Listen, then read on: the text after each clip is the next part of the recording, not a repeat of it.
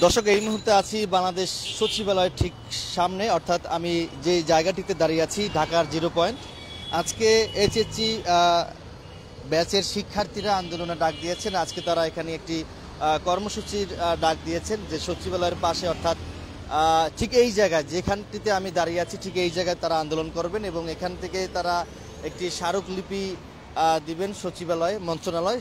তো সেই আন্দোলন বা কর্মসূচি ঘোষণা দিয়ে কিন্তু কোনো শিক্ষার্থীদেরকে কিন্তু এই মুহূর্তে আমরা দেখতে পাচ্ছি না। 2 থেকে 3 জন শিক্ষার্থীরা কিন্তু এখানে এসেছিলেন, তাদেরকে কিন্তু এই মুহূর্তে আমরা দেখতে পাচ্ছি না। এবং তারা বলেছেন যে প্রথম অবস্থায় তারা আসলে 11টা বাজে কর্মসূচি ডাক দিয়েছেন, যে 11টা বাজে, ঠিক 11টা বাজে বাংলাদেশ সচিবালয়ের পাশে, অর্থাৎ আমি যে জায়গাটিতে দাঁড়িয়ে আছি এইখানে আসলে তারা আন্দোলন বা কর্মসূচি সেটি আসলে তারা পালন করবেন।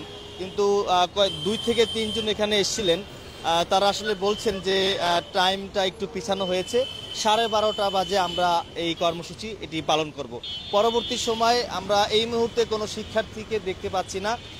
সাংবাদিক থেকে শুরু করে সকল প্রিন্ট মিডিয়া বলেন, তারপর বিভিন্ন গণমাধ্যম কর্মীরা কিন্তু ইতিমধ্যে এই সচিবালয়ের সামনে এখানে অবস্থান নিয়েছেন।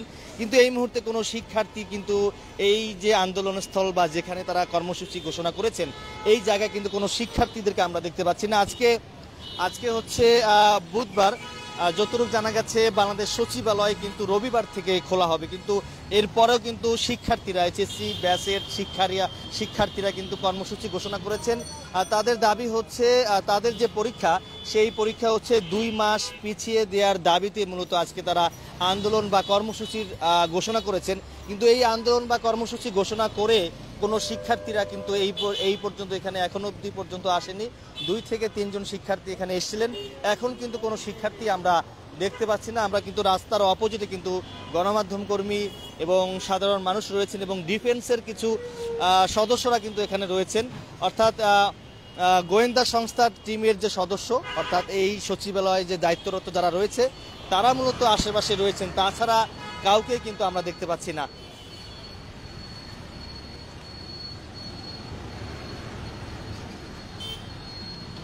দর্শক, লাইভটি কে কোথা থেকে দেখছেন কমেন্টে জানাতে পারেন এবং লাইভটি সবাই শেয়ার করে দিতে পারেন। গতকাল রাতে আসলে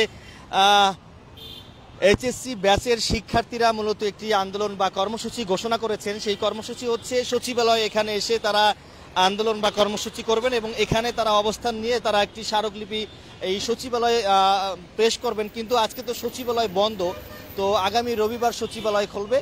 তো গতকাল রাতে তারা এমন একটি আমাদেরকে পাঠিয়েছেন যে ঠিক 11টা বাজে তারা এই কর্মসূচি তারা এখানে পালন করবেন। এই 11টার আগে কিন্তু গণমাধ্যম কর্মী, বিভিন্ন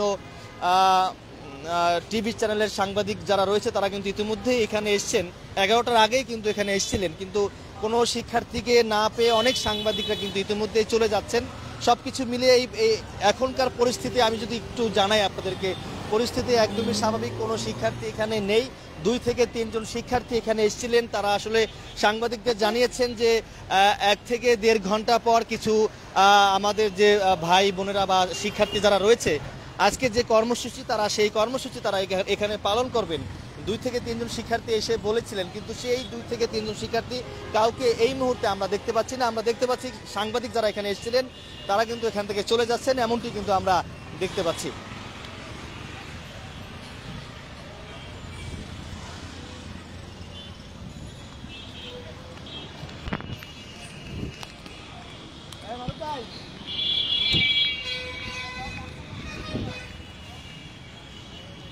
আমরা আমার সহকর্মী রয়েছেন মারুফ হোসেন, তার সঙ্গে জানার চেষ্টা করবো আসলে শিক্ষার্থীরা যে আন্দোলনের কর্মসূচি যে ঘোষণা দিয়েছেন যে 2 মাস পরীক্ষা পিছিয়ে দেওয়ার দাবিতে যে কর্মসূচি সচিবালয়ের এখানে, তো সেই কর্মসূচি ঘিরে আপনি এই পর্যন্ত কি জানতে পেরেছেন?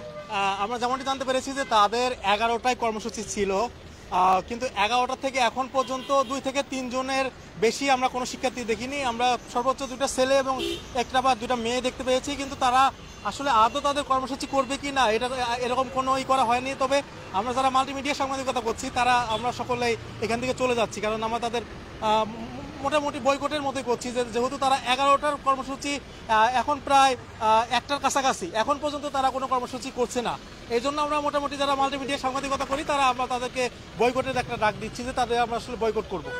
আচ্ছা, আরেকটা বিষয় জানা ছিল, সচিবালয় তো খোলার কথা আগামী রবিবার, সেক্ষেত্রে তারা আজকে কর্মসূচি দিয়েছেন, এই বিষয়টি আপনি কিভাবে দেখছেন? আচ্ছা, তাদের যে দাবি দাওয়াগুলো এটা সম্পূর্ণ অযৌক্তিক দাবি, কারণ তারা যেটি বলছে যে তাদের পরীক্ষা 2 মাস পিছাতে হবে। তারা যেটি বলছে যে গণ অভ্যুত্থানের সময় তাদের একটি মোটা একটি অবস্থান ছিল, তারা গণ অভ্যুত্থানের পক্ষে অবস্থান নিয়েছিল। গণ অভ্যুত্থান ঘটেছে গত বছরে এক বছরের তারা কি করেছে, তারা আরেকটি যেটি বলছে যে বিভিন্ন এলাকার বন্যার ক্ষয়ক্ষতি হয়েছে, এই কারণে তারা পরীক্ষা পেছাতে বলছে। এখন বন্যার ক্ষয়ক্ষতিও তো হয়েছে এখন থেকে প্রায় 7 থেকে 8 মাস আগে। সম্প্রতি 2-1টা জায়গায় হয়তো বন্যা হতে পারে, কিন্তু আমরা যেমনটি জানতে পেরেছি যে তাদের যে দাবি দেওয়াগুলো সেগুলো শুধুমাত্র গুটি কয়েক শিক্ষার্থীর জন্য, বাকি যারা এসএসসি পরীক্ষার্থী রয়েছে তারা এই আন্দোলনের সাথে একত্রতা ঘোষণা করছে না। কারণ যদি সকলে চাইতো তাহলে কিন্তু এখানে সচিবালয়ের সামনে বা আশেপাশে জায়গা দেওয়ার মতো অবস্থা থাকতো না। Thank you. তো দর্শক, আমার সহকর্মী মারুফ হোসেনের কাছ থেকে আমরা সর্বশেষ আপডেট জানতে পারছি এবং দেখতে পাচ্ছেন সাংবাদিকরা কিন্তু চলে যাচ্ছেন এবং গুটি কয়েক শিক্ষার্থীরা মূলত এই আন্দোলনের সাথে যুক্ত। তাছাড়া অন্যান্য শিক্ষার্থীরা কিন্তু এই আন্দোলনে একত্রতা করেননি, এমনটি কিন্তু তিনি আমাদেরকে জানিয়েছেন। তো দর্শক, এই হচ্ছে এই সচিবালয় থেকে সর্বশেষ কোনো শিক্ষার্থীকে আমরা কিন্তু দেখতে পাচ্ছেন এবং সচিবালয়ের সামনের সর্বশেষ অবস্থা যদি একটু জানিয়ে রাখি, সবকিছুই কিন্তু স্বাভাবিক রয়েছে এবং এখানে ডিফেন্সের সদস্যরা রয়েছেন, কিছু সাংবাদিকরা ছিলেন, তারা কিন্তু চলে যাচ্ছেন।